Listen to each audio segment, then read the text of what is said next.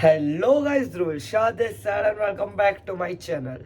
तो ये मैं कंटिन्यू कर रहा हूँ JEE मेंस वाली सीरीज, जो अगर आपने नहीं देखा, मैं ऑलरेडी एक वीडियो बना चुका हूँ टॉपर स्ट्रेटेजी पे कि कैसे ओवरऑल 99+ % ला सकते हैं।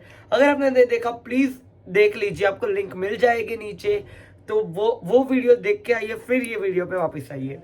तो उस वीडियो पे मुझे काफी कमेंट्स मिले थे कि बोर्ड की और JEE को कैसे मैनेज करें। 4-5 महीने ही है तो दोनों का कैसे मैनेज करें, क्या शेड्यूल होना चाहिए, क्या। तो मैं being a NIT Surat student, I have qualified JEE with 98.6 percentile and मेरा गुड CET का स्टेट रैंक था 379। और अलॉन्ग विद दैट बोर्ड में मेरे CBSE में एग्रीगेट परसेंटेज थे 94.33 PCM। तो इसलिए मैंने सोचा कि मैं एक वीडियो बनाता हूँ इस पर कि आपको काफी मदद हो सकती है। जो चीज मैंने फॉलो की थी, अगर आपने वो एक बैठा थंबनेल भी फॉलो कर लिया, एक रोड मैप, तो भी आपको आपके लिए काफी आसानी होगी। तो चलिए, मैंने इस वीडियो को ब्रेक डाउन किया है कुछ पार्ट्स में। Let's start it. जब आप ये वीडियो देख रहे हैं तो कुछ ही टाइम बचा है अब JEE के लिए भी।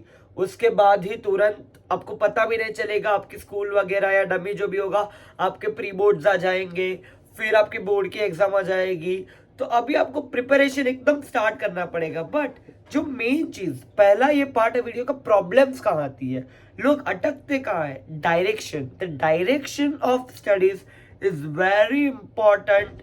I mean the most important thing कि क्या पढ़ोगे, कितना पढ़ोगे वो अलग बात है, क्या पढ़ोगे और कैसे पढ़ना चाहिए। तो देखिए, मेरा इसमें ये मानना है कि फिजिक्स, केमिस्ट्री, मैथ्स आप डिवाइड कर दो एक अलग अलग टाइम फ्रेम में, और रोज तीनों सब्जेक्ट थोड़े थोड़े थोड़े करो। मैं स्टार्ट करता हूँ केमिस्ट्री से, क्योंकि वो जनरली बोर्ड और JEE दोनों के लिए बेसिक है। एक ही मूल मंत्र आप ये लिख लो कहीं पे, केमिस्ट्री में NCERT गुरु है। NCERT का जो भी है, mainly inorganic chemistry, mainly inorganic, जो भी P ब्लॉक वगैरह है और जो है उसका फॉर्मूलाज वगैरह, वो NCERT सब सीधा सीधा आता है। मतलब NCERT में अगर लिखा है कि अगर ऑक्सीजन की ये एनोमली है ये, तो बैक मतलब ऐसा ही क्वेश्चन आएगा आपको JEE में भी। और उससे फायदा क्या होगा, वो आपने लिखा होगा तो आप बोर्ड के लिए भी प्रिपेयर कर लोगे, JEE का भी हो जाएगा। फिर आपको केमिस्ट्री का JEE पर्पज से क्या करना है, सिर्फ PYQ लगाना है कि क्या नए टाइप के आ सकते हैं। जैसे कि ऑर्गेनिक केमिस्ट्री है तो ऑर्गेनिक में वो रिएक्शंस होते हैं, जेलेंस्की वाले रिएक्शन, तो वो रिएक्शन में क्या अलग हो सकता है जो कि NCERT में नहीं दिया है, वो देख लो। वो आप PYQ लगाओगे, थोड़ा सीखोगे, आपको आ ही जाएगा। एंड जो सोल्यूशन वाले चैप्टर होते हैं, जैसे कि फिजिकल केमिस्ट्री वाला जिसमें न्यूमेरिकल सॉल्व करना है, अगर आपने NCERT जो मेन एग्जाम्पल क्वेश्चंस और जो टेक्स्ट बुक के पीछे जो मेन क्वेश्चंस होते हैं, इंटेक्स क्वेश्चंस, अगर आपने उतने भी ढंग से कर लिए, और JEE के आपकी मॉक टेस्ट वगैरह है जो भी वो पैरेलली देते गए, आपका बोर्ड का अपने आप ही प्रिपेयर हो जाएगा। उसमें सिर्फ मैं ये चाहता हूँ फोकस से करना, केमिस्ट्री के लिए फोकस से करना और रिवाइज बार बार करते रहना। उसको केमिस्ट्री को है ना 9th-10th में पता है SST पढ़ते थे, वो हिस्ट्री जैसा कि ये चीज है, क्योंकि अगर उसमें है तो है, आप कुछ नहीं कर सकते। जैसे वो ट्रेंड्स वगैरह का लॉजिक है, पर अगर P ब्लॉक में कुछ है, कोई एलिमेंट ऐसा है, S ब्लॉक का कुछ कॉन्फ़िगरेशन ऐसा है तो है, उसमें आप कुछ नहीं कर सकते। वो आपको याद रखना पड़ेगा और बार बार रिवाइज करके अपने दिमाग में ग्रैस्प करना पड़ेगा। अब आते हैं सेकंड पार्ट पे। मैथ्स और फिजिक्स के लिए कॉमन है कि बोर्ड और JEE को साथ में कैसे हैंडल करें। देखो, सिर्फ एक चीज ऐसा मत करना, अभी सिर्फ मैंने फिजिक्स बोर्ड के लिए किया है, JEE के लिए सिर्फ जनवरी में जब स्टार्ट होगा तब देखूंगा, ऐसा बिल्कुल नहीं। अभी से ही आपको दोनों का करना पड़ेगा। और मैं तो बोलता हूँ, पढ़ाई तो कंटेंट तो सेम ही है, the level of questions differs. Mainly कि JEE में सिर्फ फॉर्मूला मैटर करता है, बोर्ड में मुझे प्रूफ चाहिए उस चीज का। तो इसके लिए मैंने क्या किया था, मैं जब अपने टाइम पे ये अक्टूबर नवंबर फेज में था, तब मैंने क्या किया था, जो डेरिवेशंस होते हैं ना फिजिक्स के, जो बोर्ड में पूछे ही जाते हैं, आप कोई भी चैप्टर पकड़ लो, उसका एक डेरिवेशन का लिस्ट होता है, आपको मिल जाएगा कहीं भी ऑनलाइन। उस डेरिवेशन में कुछ 3 मार्क 5 मार्क पे आ ही जाता है डेरिवेशन। तो मैं क्या, जो आप डायरेक्ट डिराइव करो ना, वो सिर्फ सिर्फ ऐसे करने खातर मत करो, उसको समझो कि सच में क्या होता है।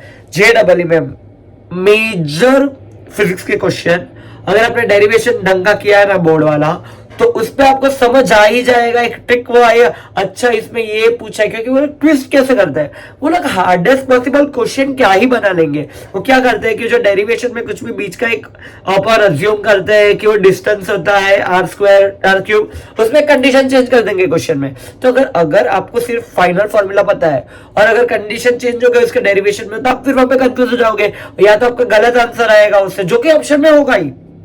पर अगर आपको डेरिवेशन नहीं पता है तो आपका बोर्ड के लिए तो हो ही गया। और डेरिवेशन से क्या होगा, आपको अगर कोई फॉर्मूला में चेंज आया, कोई डिस्टेंस चेंज कर दिया, तो आपको पता चलेगा अच्छा इससे ये चेंज होगा तो इनवर्सली प्रोपोर्शनल है, डायरेक्टली प्रोपोर्शनल, वो जो भी होगा आप देख सकते हो।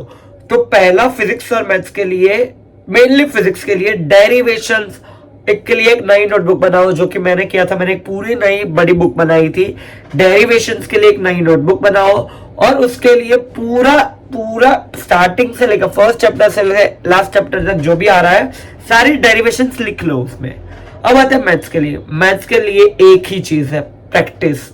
JEE बोर्ड कुछ भी, और इनफैक्ट बोर्ड के लिए तो मैं ये आपको ये बोल रहा हूँ, प्रोबेबिलिटी को भी हल्का मत लो, क्योंकि सब क्या करते हैं कि भाई 15 चैप्टर है, लास्ट चैप्टर है, प्रोबेबिलिटी को मत। हमारे टाइम पे बेस थियरम पे प्रोबेबिलिटी पे 6 मार्क का क्वेश्चन आया था और उसको पूरा थियोरेटिकली सॉल्व करना था। JEE में क्या होता है, थोड़े ट्रिक्स होते हैं, थोड़े टिप्स होते हैं कि आप शायद ऐसे एलिमिनेशन से भी कर सकते हैं ऑप्शन।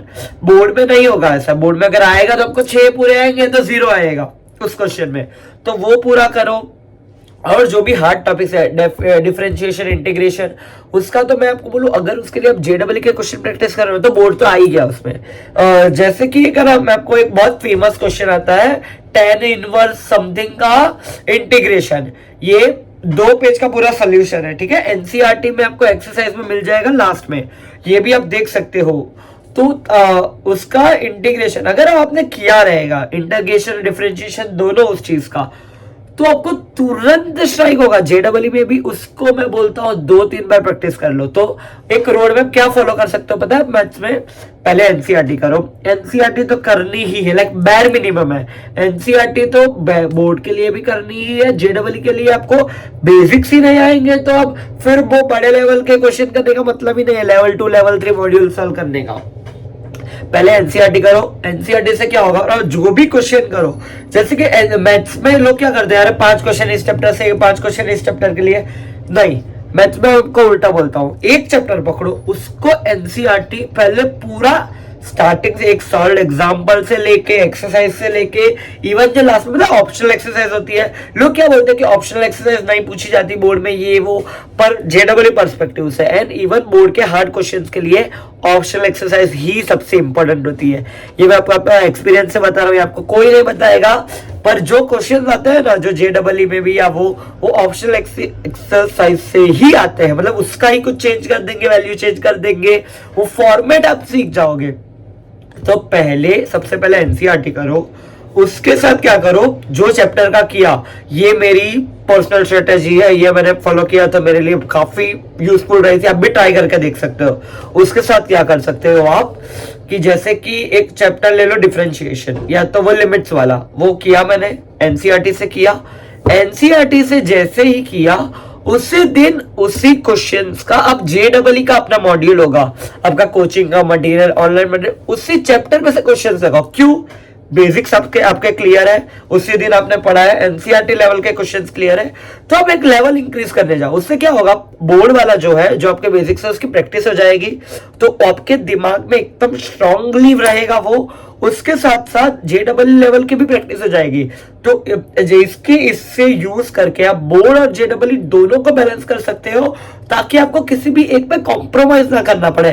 क्योंकि मैंने लोगों को बोलते हुए सुना है मेरे, अरे भाई मैं तो JEE पे फोकस था इसलिए मेरे बोर्ड में कम रह गए, या तो मैं तो सिर्फ बोर्ड के लिए कर रहा था तो JEE में मैंने मतलब इतना अच्छा नहीं किया।